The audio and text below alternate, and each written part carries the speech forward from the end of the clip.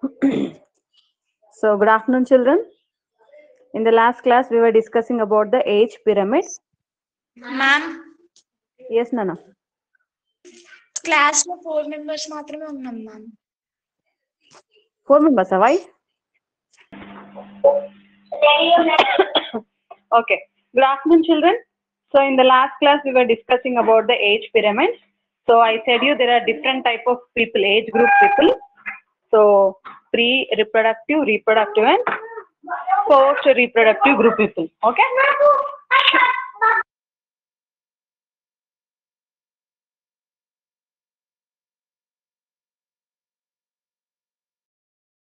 So in triangular age pyramid, here we have studied that the population of the pre-reproductive group are high in number, and reproductive group people are like medium, they are in medium, and post-reproductive people are fewer in number. So that we have discussed. Next, bell shape. So if you take in case of bell shaped age group, so here the number of pre-reproductive people and reproductive individuals are almost equal.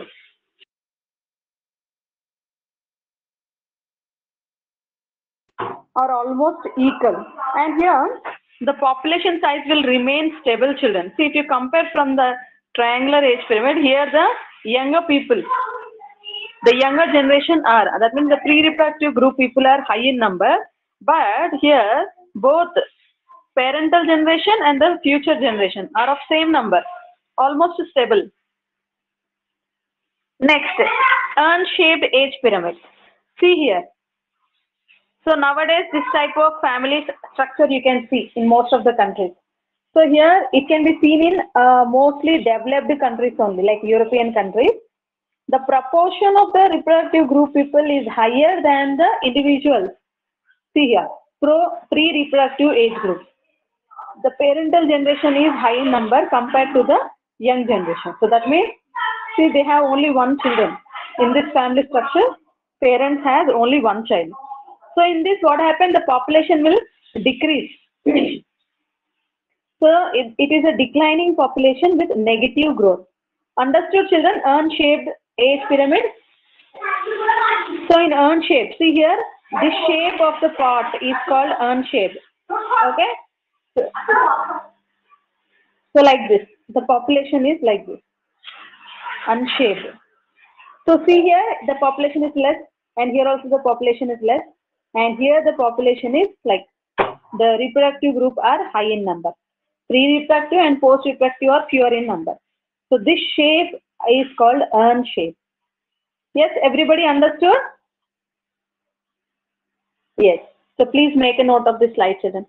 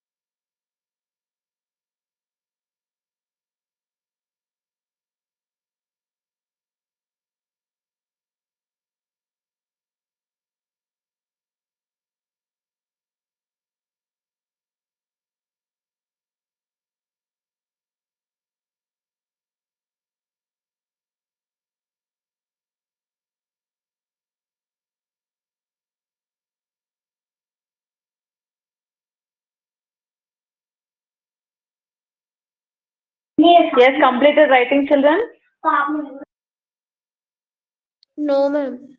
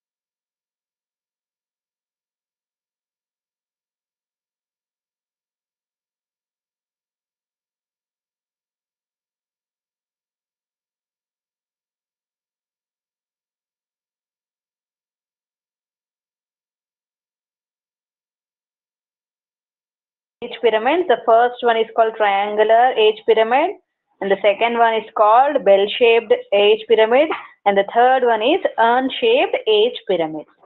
Okay. 1 second, children.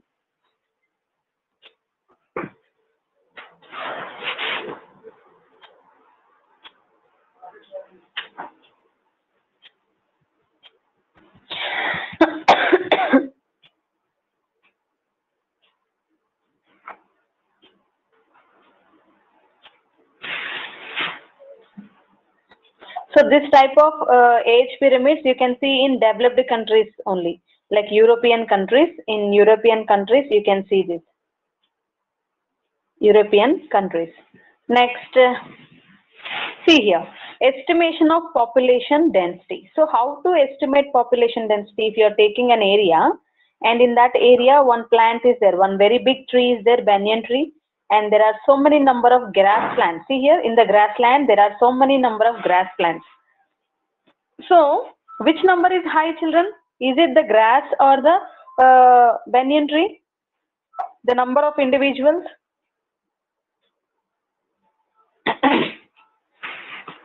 Yes?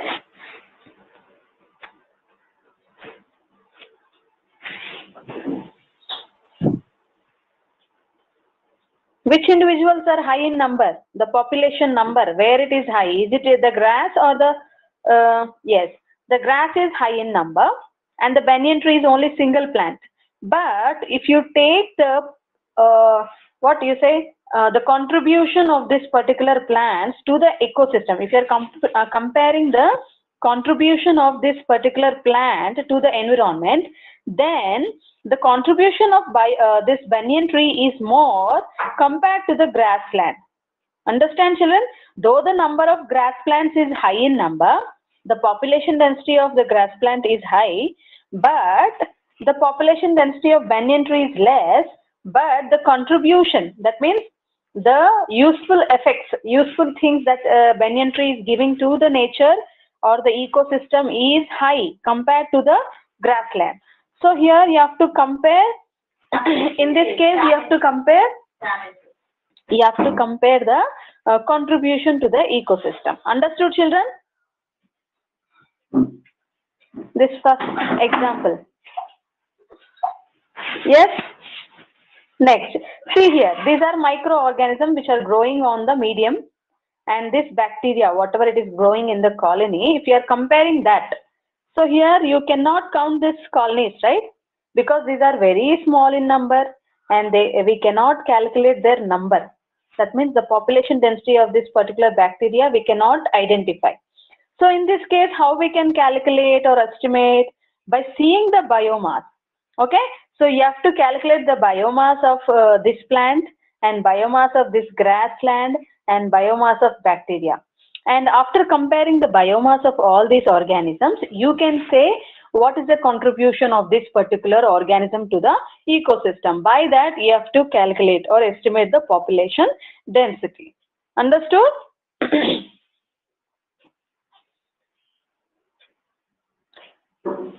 Yes, yes. So by calculating the biomass and the contribution, by knowing the contribution of each organism in the ecosystem to the ecosystem, what it is contributing.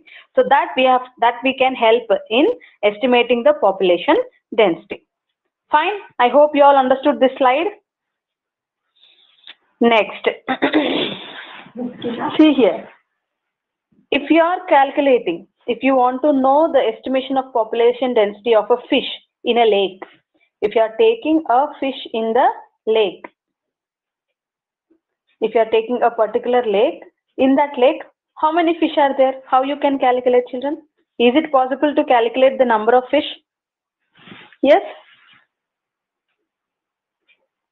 So you can calculate? So you'll go into the lake and you'll count to each fish, you'll take out one fish and you'll count.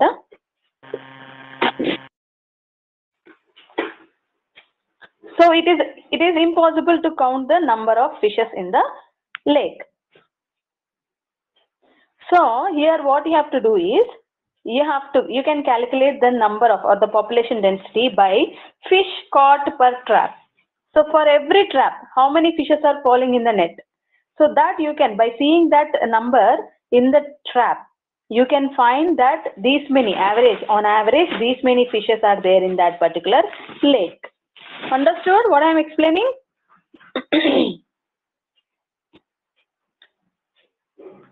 Yes. So in order to know how many fishes are there in a particular lake, we can calculate by like how many fish are caught per trap. So you have to trap the fishes for 4-5 traps. How many fishes are falling? So you have to calculate. On average, you can find, okay, these many fishes are there in this lake. By seeing the average, you can find. Understand? So that is one method. And next is to know the number of organisms in the forest. How you can calculate, children? See, in the forest, if any tiger or any animal, if you want to know if any particular species of animal is living in the forest, how you can know that the number of that particular species is high in number? By seeing the footprints. By seeing the footprints. In that particular area, by seeing the footprints, you can identify that how many number of organisms are living. If less number of footprints are there, then what happens? That means the population of that particular species is less.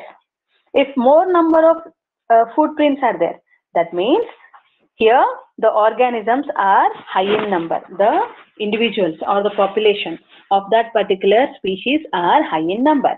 So if you see, if you are taking in a particular forest, tiger pug marks. See, to know the number of, estimate the number of population density in case of tiger. So you can estimate by seeing the pug marks, by leg marks. Okay. So how many pug marks are there? On average, you can calculate, okay, in this particular forest, these many tigers are there. Understood, children? Yes. Next, to know the, in the same way, some of the animals, for some of the animals, you can identify by seeing the feces. Feces means waste material, waste discharge.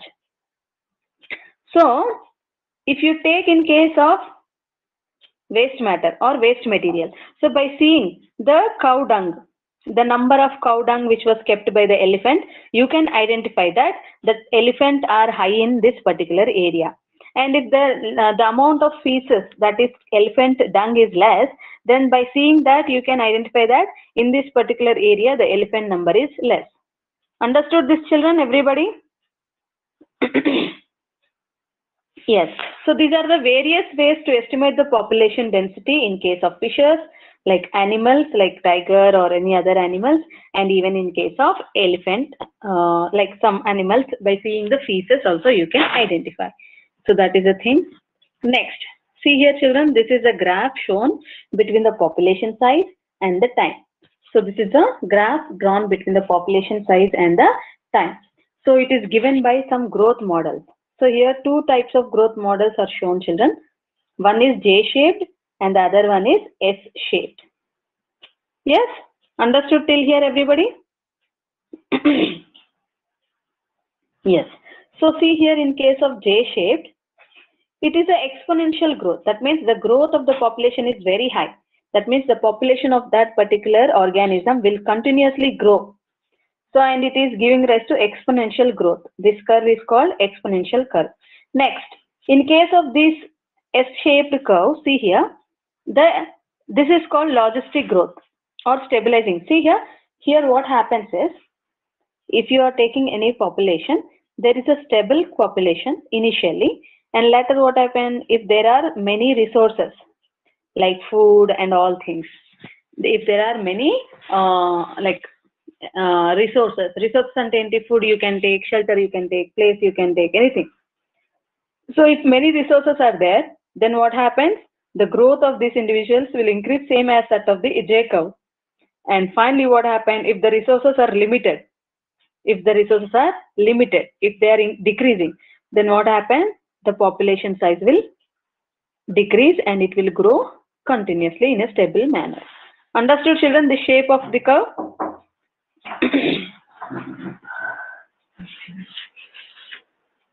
Yes? Yes, everybody understood this logistic growth? Yes. And children, so this you can see in case of many populations.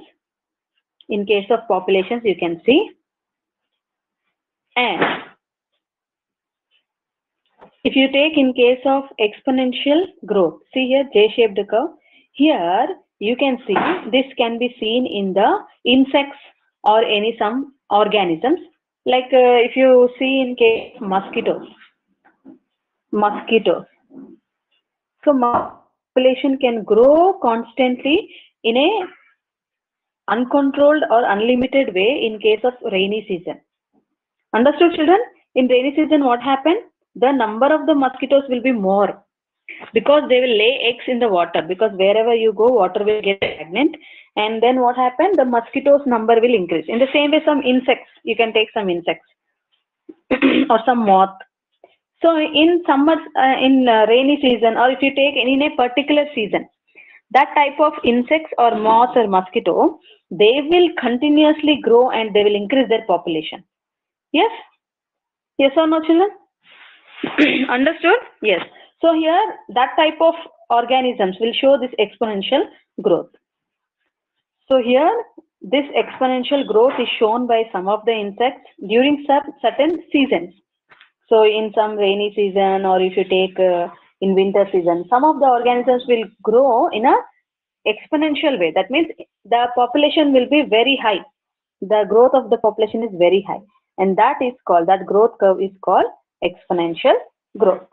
So this is given by these two growth model children. So in case here it is called lag phase and stabilizing exponential phase. That means here the growth is high, and this is called stabilizing phase, and this is called exponential growth. Okay, so these are the two growth models which explains about the population growth, and this is explained by two models, that is exponential growth, which is J-shaped, and stabilizing phase, which is called logistic growth. Understood, everybody? Yes. And after rainy season or summer season, any that particular season, this will fall down. But in case of this type of growth models, there is a constant population. Okay, and even in case of our country, the population growth is like this only. In case of our country, see here. In case of our country also, you can see the population is keeping on growing, and there is no decrease in the population. Okay, so this shows the J curve, J growth model. Next, so this is the notes for exponential growth, children, or geometric growth. Okay, understood, everybody? Yes. So please make note of this particular slide, children, and I'll explain it.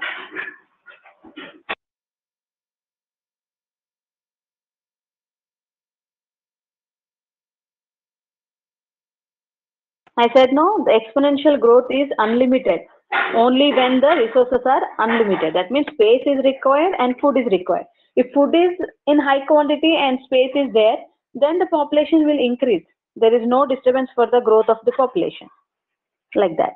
So this is given by J-shaped curve or growth curve.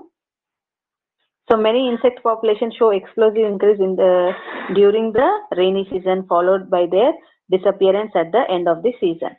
Whatever I have explained is there in the matter. And even in case of human population, explosion is an example for exponential growth with J-shaped curve.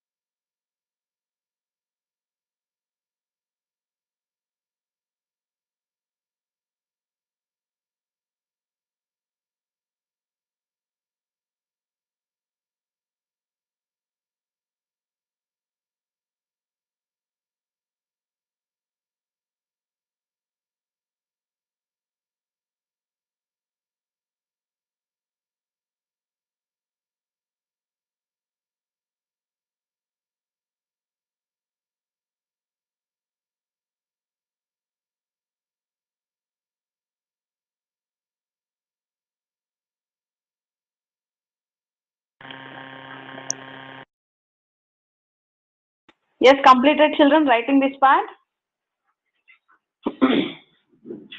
Yes.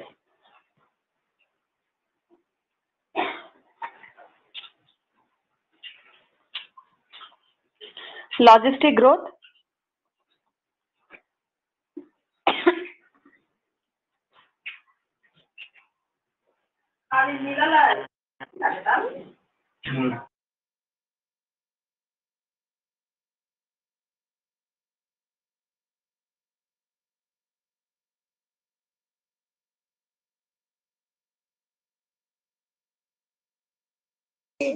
Ma'am, Nana, yes, చెప్పు. Sanskrit class ఉంది ma'am. మళ్ళా రాదు. Okay. Tomorrow you will continue this, okay? Okay then. Thank you, children.